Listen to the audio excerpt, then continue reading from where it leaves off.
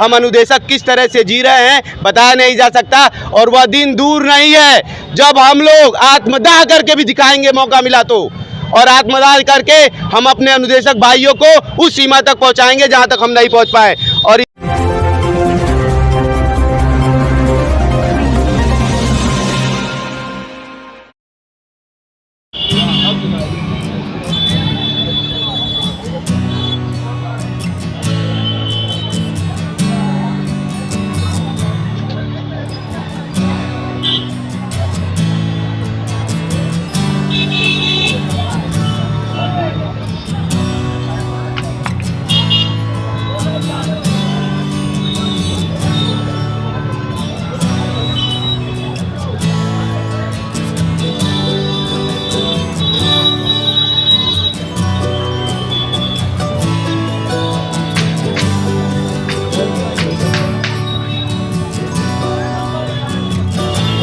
नमस्कार, आप देख रहे हैं 7 डेज डेली। देखिए, इस समय हम गांधी प्रतिमा टाउन हॉल के पास गोरखपुर में मौजूद हैं। यहाँ पे कुछ शिक्षक व अनुदेशक जो यहाँ धरने पे बैठे हुए हैं और अपने खून रक्त से ये ज्ञापन दे रहे हैं, लिख रहे हैं, अपनी समस्या बता रहे हैं सरकार को।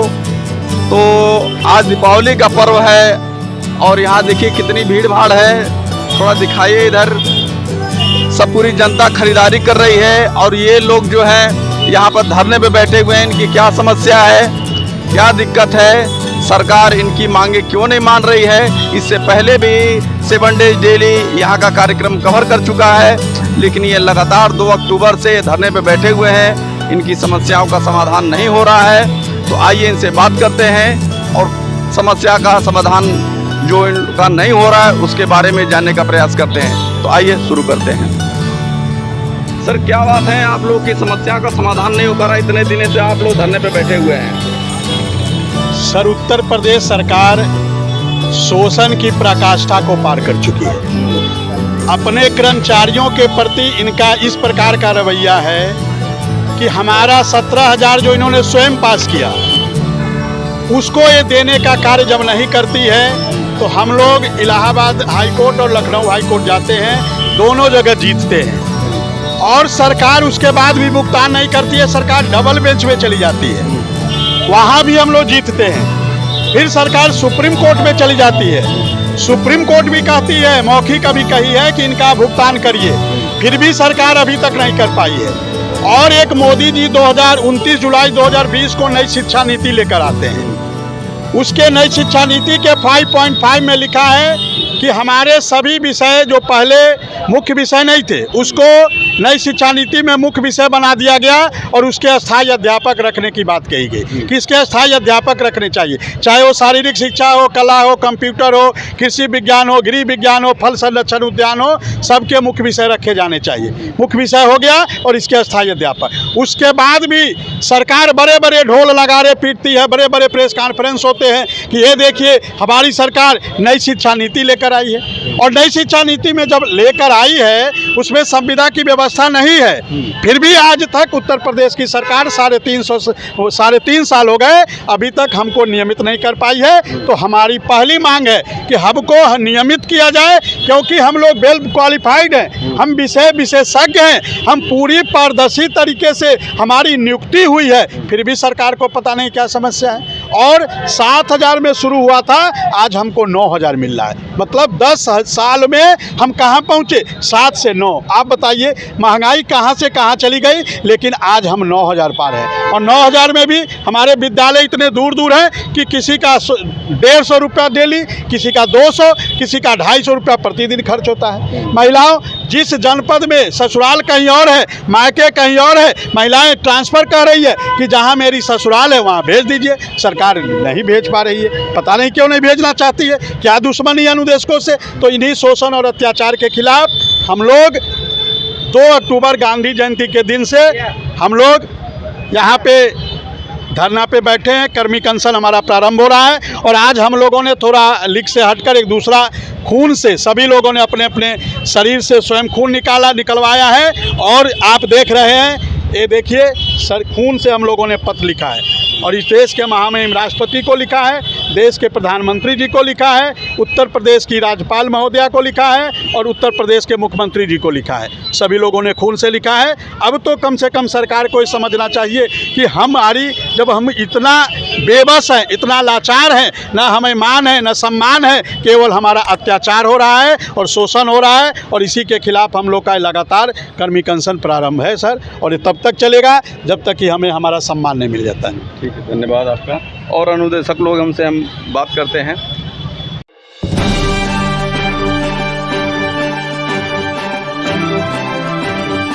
समस्या के बारे में क्या कहना चाहेंगे आप? समस्या के बारे में यही कहना चाह रहे हैं हम कि जब इनको कोई कार्य कराना होता है, जब इनको चुनाव कराना होता है, जनगणना करानी होती है, बालगणना करानी होती है, परिवार सर्वेक्षण कराना होता है, तो सारे हमारे विद्यालयों में जो अनुदेशक हैं उनके ऊपर थोप दिया जाता है। और जब बात आती है समान कार्य समान वेतन की, तो ये सरकार अपना हाथ खींच लेती है और कहती है कि हम नहीं जानते हैं कि ये कौन है, ये कितना काम करते हैं, हमको अंशकालिक कह देती है और हमसे पूर्णकालिक का कार्य लिया जाता है। ऐसा कोई कार्य इस राज्य सरकार में नहीं बचा है जहां अनुदेशकों ने अपना योगदान नहीं दिया हो। जब कोरोना काल में इनके अध्यापक और इनके जो गैर शैक्षणिक कार्य करने वाले हैं अपने अपने घरों में वेतन ले रहे थे और आराम से बैठ के, तो हम लोग रेलवे स्टेशन पर जा कर के बाहर से आए हुए प्रवासी मजदूरों का डेटा फीडिंग का कार्य किया जा रहा था। तब हमारी गुणवत्ता हमें बताई जा रही थी, अरे आप लोग शिक्षित हैं, आप लोग समाज का आईना है। और जब हमें अपने समाज में रहने के लिए, हमारे बच्चों को सम्मान दिलाने के लिए हम वेतन मांगते हैं, हम मानदेय वृद्धि मांगते हैं, तो ये सरकार कहती है कि अरे हमारे पास वक्त नहीं है, हमारे पास धन नहीं है। आज राम मंदिर का उद्घाटन हो रहा है, वहाँ पे दिए जलाए जाएंगे। किसके घर के दिए चुरा करके? अनुदेशकों के घर के दिए चुरा करके वहाँ पर उजाला किया जाएगा जहाँ आवश्यकता ही नहीं है। आप क्या रामराज लाएंगे? आप क्या रामराज दिखाएंगे हमें? रामराज तो वो था, उन्होंने सबरी के जूठे बैर खाए थे। और ये क्या कर रहे हैं? हमारे हाथ का निवाला छीन कर खा रहे हैं, हमारे घर के दिए किसी और की चौखट पे जला रहे हैं। ये काम कर रही है भारत सरकार। जब इन्हें हमसे काम लेना होता है तो हमें कह देते हैं आप बहुत अच्छे हैं, आप पराकाष्ठा हैं, आप ऐसे हैं। और जब हम काम कर देते हैं उसके बाद कहते हैं आपके पास टीटी नहीं है, आपके पास योग्यता नहीं है, आप किसी लायक नहीं है, आपको हम कैसे 9,000 से ज़्यादा दे दें। आज राज्य सरकार में जितने भी कर्मचारी हैं, अगर सबसे कम और न्यूनतम और गिरे स्तर का अगर मानदेय है तो वो सिर्फ अनुदेशक का है और किसी का नहीं है। ना विद्यालय में सम्मान मिलता है, ना समाज में सम्मान मिलता है, ना परिवार में सम्मान मिलता है। हम अनुदेशक किस तरह से जी रहे हैं बताया नहीं जा सकता। और वह दिन दूर नहीं है जब हम लोग आत्मदाह करके भी दिखाएंगे, मौका मिला तो। और आत्मदाह करके हम अपने अनुदेशक भाइयों को उस सीमा तक पहुंचाएंगे जहां तक हम नहीं पहुंच पाए। और इतिहास गवाह रहा है कि कुर्बानी देने वाले का घर कभी उजाला नहीं हुआ है, कभी उजाला नहीं हुआ है। लेकिन हम लोगों को गर्व होगा कि हमारे पीछे जो मानदेय वाले लोग हैं वो आगे बढ़ेंगे और वो हमारा नाम आगे बढ़ाएंगे। मैं यही कहना चाहता हूँ भारत सरकार से कि हमें आपस में अंग्रेजों ने लड़वाया था और वही ये राजनीति कूटनीति अंग्रेजों वाली ही आप लोग भारत देश में कर रहे हैं, जो हमारे गांधी जी कभी नहीं चाहते थे। वो चाहते थे समान कार्य समान वेतन, एक देश और एक देशवासी एकजुटता। लेकिन इस सरकार ने सब छिंग बिंग कर दिया है और सबको बांटने का काम कर रही है। अध्यापकों को अनुदेशकों को शिक्षा मित्र से लड़वाने का काम कर रही है। हम किसका विरोध करें? हम अपने सहायक अध्यापक का विरोध करें, शिक्षा मित्र का करें, अपने आप को ऊपर रखने के लिए। लेकिन ये सरकार हमें मजबूर कर रही है कि हम इस तरह से बोले। 9,000 रुपये में किसके घर का दिया जलेगा? किसके घर की रोटी पकेगी? 9,000 रुपये में कौन त्यौहार मना पाएगा? कई त्योहारों में ये लोगों ने ठीक से मानदेय भी नहीं दिया। तो मैं चाहूँगा कि भारत सरकार अपना रुख रवैया अनुदेशकों के प्रति, शिक्षा मित्रों के प्रति और हर उस मजदूर के प्रति बदले जिसकी वजह से आज वो अपने सिंहासन पर बैठे हुए हैं और वाहवाही लूट रहे हैं। आप जैसा सुने हैं, एक हमारे अनुदेशक भाई जो हैं 9,000 मानदेय को लेकर बोले हैं जी। इतने कम मानदेय में परिवार चलाना इतना मुश्किल हो गया है कि बताया नहीं जा सकता है। घर में बच्चे को सही स्कूल नहीं मिल पा रहा है, माँ बाप इलाज में सही से नहीं हो पा रहा है। बहुत सारी ऐसी अनगिनत समस्याएं हैं जिसको बताया नहीं जा सकता है। बहुत हम लोग पीड़ित हैं और 9,000 में हम लोग का एकदम से घर परिवार नहीं चल पा रहा है। ना समाज में कोई सम्मान मिल पा रहा है, ना परिवार में कोई सम्मान मिल पा रहा है। तो अभी आपने देखा अनुदेशक लोग की पीड़ा।